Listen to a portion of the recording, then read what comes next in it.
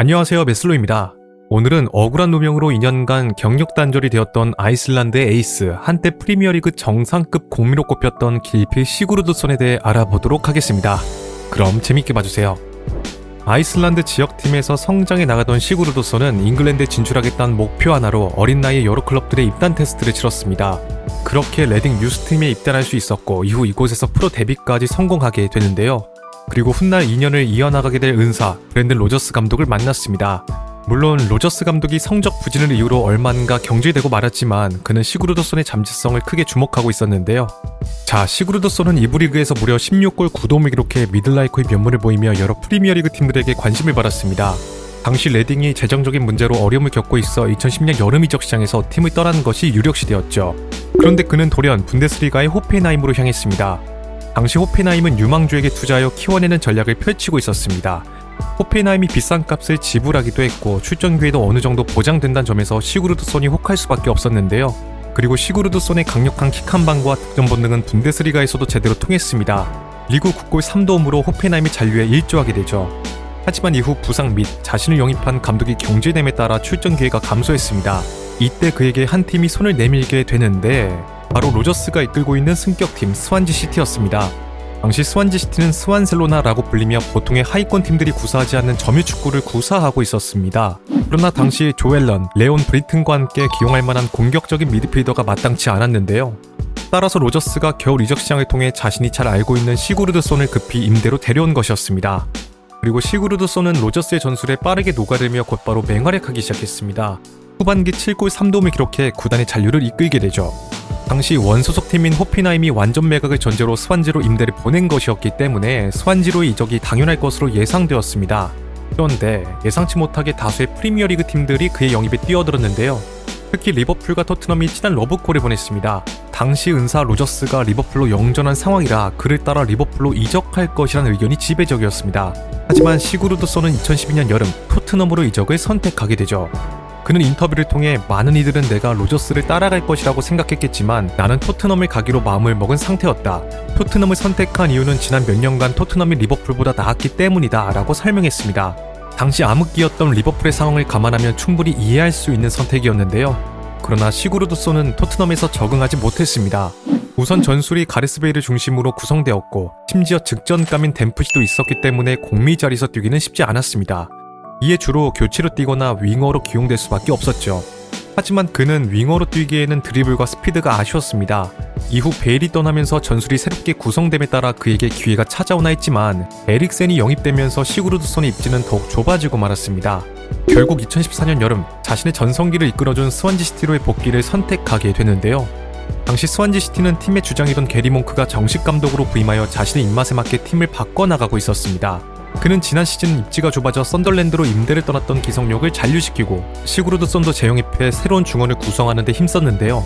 기성용과 쉘비가 2선과 3선을 서로 오가는 상호 보완적인 플레이를 통해 중원에서의 밸런스를 잡아주면서 시구르드손이 보다 공격적으로 움직이며 플레이메이킹에 더욱 집중할 수 있었습니다. 이렇듯 탄탄한 중원을 구성한 덕에 스완지는 리그 8위를 기록, 성공적인 시즌을 보낼 수 있었죠. 시구르드손과 기성용이 미드필더임에도 불구하고 많은 공격 포인트를 생산해내 스완지의 약진을 견인했습니다. 15-16 시즌에는 게리 몽크가 경질되고 이탈리아 출신의 귀돌린으로 감독이 바뀜에 따라 긴 시간 명맥을 이어온 패싱 축구가 사장되며 수비 중심의 보수적인 전술로 바뀌었지만 시구르드손의 경우 리그 11골 3도움을 터뜨리면서 단연 스완지시티의 에이스임을 증명해냈습니다.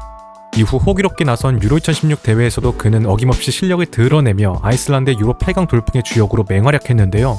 보통 국가대항전에서 돌풍을 일으킨 주역들은 많은 클럽들의 관심을 받길 마련인데 시구르드손의 경우에도 프리미어리그의 중상위권 클럽들로부터 많은 러브콜을 받았습니다.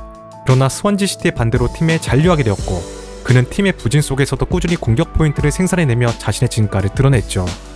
당시 계속된 성적 부진으로 16-17 시즌에만 감독이 2번이나 교체되기도 했지만 폴 클레멘트 감독이 부임한 뒤에 보다 안정적인 경기 운영으로 승점을 조금씩 쌓아나가며 회복하는 데 성공했습니다. 시구르드손의 크로스, 요렌테의 헤더 득점은 스완지시티의 득점 루트였다고 할 수 있었는데요.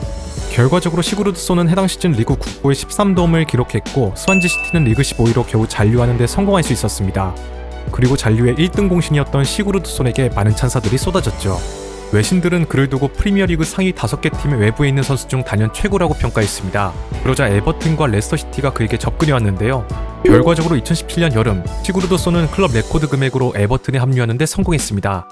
당시 에버튼의 쿠만 감독은 루카쿠와 가리스베리를 떠나보내고 로스바클리도 이탈할 가능성이 매우 커 새 판을 짜고 있었습니다. 따라서 시구르도손의 영입은 로스바클리의 대치자를 미리 확보한 것과 같았다고 할 수 있었죠. 그리고 쿠만은 산드로, 클라센, 루니, 블라시치, 마이클 킨, 픽포드까지 대거 영입했습니다. 팬들은 혼자만의 힘으로 스완지의 잔류를 이끌어냈었던 시구르도손의 활약을 크게 기대하며 새 시즌 챔피언스리그 진출에 대한 희망의 로를 돌리기 시작했는데요. 그러나 이는 실패로 끝나고 말았습니다. 먼저 쿠만은 10번로를 수행할 수 있는 선수를 무려 4명이나 영입했는데 그중 루니가 10번으로 기용됨에 따라 시구르도손이 어쩔 수 없이 측면 윙어로 기용되었습니다. 가뜩이나 이적 협상이 장기화된 탓에 프리시즌 막바지에 합류해 선수들과 호흡을 맞추지 못한 상황이라 그의 폼이 좋을 리가 없었는데요. 무엇보다 과거서부터 측면 자리에서 효과를 발휘하지 못했었기 때문에 당연히 제 플레이를 펼치지 못했습니다. 이렇듯 에버튼은 측면에서 경기를 풀어나갈 수 있는 크랙이 없어 항상 답답한 경기력을 보였고 루카쿠의 역할을 대신해줄 것으로 기대되었던 산드로는 있는 듯 없는 듯 존재감을 전혀 드러내지 못하면서 에버튼의 성적은 연일 하락하기 시작했습니다. 결국 쿠만 감독이 성적 부진을 이유로 경질되었지만 후임으로 온 샘 멜로다이스 역시 문제가 정말 많았는데요. 결과적으로 에버튼은 시즌 초반의 기대치에 걸맞지 않은 성적표를 받았습니다. 시구르드손의 경우 몸값에 부응하지 못했으나 문제가 많았던 시즌이었던 만큼 다음 시즌의 활약을 기대해보자는 의견이 줄을 이뤘는데요. 다행히 그는 빠르게 제 폼을 되찾기 시작했습니다. 새롭게 부임한 마르코 실바 감독은 시구르드손만 남기고 루니, 클라센, 블라시치, 기존의 공미 자원들을 모두 처분했습니다. 이렇듯 주전 공미로 올라서며 전술의 핵심이 된 그는 과거 스완지에서 그랬듯 미들라이커의 면모를 보이기 시작했죠.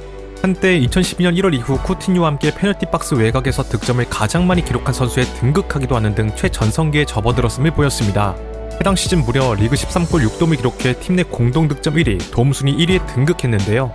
그런데 마르코 실바 이후 안첼로티가 부임하면서 입지의 변화가 찾아왔습니다. 안첼로티 밑에서는 중미로 기용되기 시작하면서 이전의 기량을 보여주지 못했습니다. 이후에는 하메스 로드리게스까지 영입되면서 주전 경쟁의 적신호가 켜졌는데요. 그럼에도 불구하고 시구르드손은 앞으로 중미 자리에 잘 녹아들겠다며 연습하겠다는 의지를 내보였습니다. 그렇게 20-21 시즌 리그에서 공격 포인트 11개를 쌓으며 부활의 조짐을 보이게 되죠. 하지만 이때 한 사건이 발생하게 됩니다. 먼저 2021년 6월 안첼로티 감독이 갑자기 레알 마드리드로 떠나버리면서 에버튼에 혼란이 찾아오게 됩니다. 그리고 한 달 뒤 에버튼의 한 선수가 아동 성추행 혐의로 체포되었던 기사가 보도되는데요. 에버튼 소속 31살의 선수, 1000만 파운드의 이적료를 기록한 한 대표팀의 에이스라고 특정되었는데 당시 에버튼에는 31살의 선수는 파비안 델프와 시구르드손 뿐이었습니다. 델프는 대표팀의 에이스도 아닐 뿐더러 이적료도 높은 편이 아니었기 때문에 시구르드손이란 주장에 힘이 실릴 수밖에 없었죠. 그리고 얼마 안가 그가 시구르드손 이름이 밝혀졌으며 고향 레이캬비크에서 미성년자와 성적 접촉을 했다는 구체적인 내용까지 밝혀졌습니다. 평소 아이슬란드의 축구 발전을 위해 기부하는 등 여러 선행을 보여 신뢰를 받고 있던 인물이었기 때문에 큰 충격일 수밖에 없었는데요. 체포된 그는 보석으로 풀려났지만 에버튼은 그에게 무기한 정직 처분을 내렸습니다. 결국 시구르드손은 1년 뒤인 2022년 여름 에버튼에서 방출되고 말았죠. 이렇듯 갑작스레 감독과 에이스를 잃어버린 에버튼은 최악의 분위기 속에서 강등 위기까지 겪을 정도로 힘든 시기를 보냈습니다. 이뿐만 아니라 시구르드손을 잃은 아이슬란드는 카타르 월드컵 유럽 예선에서 탈락하고 말았는데요. 그렇게 시구르드손은 금기시되는 존재로 여겨지며 축구계에서 조용히 잊혀지는 듯 했습니다. 그런데 2년이 지난 2023년 4월 시구르드손이 무혐의 처분을 받아 누명을 벗었다는 기사가 보도되었습니다. 경찰은 사건의 증거가 기소 기준을 전혀 충족하지 못했다라며 수사 중단의 이유를 밝혔는데요. 증거 불충분이라는 것이었습니다. 그러자 팬들은 잃어버린 세월이 너무나 억울할 것 같다. 커리어를 누가 보상해 줄 것이냐라며 안타까움을 드러냈죠. 그리고 혐의를 벗은 그는 덴마크의 링비에 입단하며 축구계에 복귀하는 데 성공했고 얼마 뒤엔 대표팀에도 복귀했습니다. 현재는 고향 아이슬란드에서 커리어 말년을 보내고 있으며 이곳에서 은퇴를 할 것으로 예상되고 있습니다. 전성기의 끝자락에 누명으로 2년간 경력이 단절되어버린 점은 너무나 안타까운 것 같습니다. 혹자는 그가 에이스로 있던 에버튼과 아이슬란드 대표팀까지 피해를 봤다며 유감을 표하기도 했는데요. 자, 여러분들은 오늘 이야기를 들으면서 어떤 생각이 드셨나요? 댓글로 의견을 남겨주시면 감사드리겠습니다. 자, 오늘의 영상은 여기까지입니다. 재밌게 보셨다면 좋아요와 구독을 부탁드리며 다음에는 더 재밌는 컨텐츠로 찾아뵙도록 하겠습니다. 감사합니다.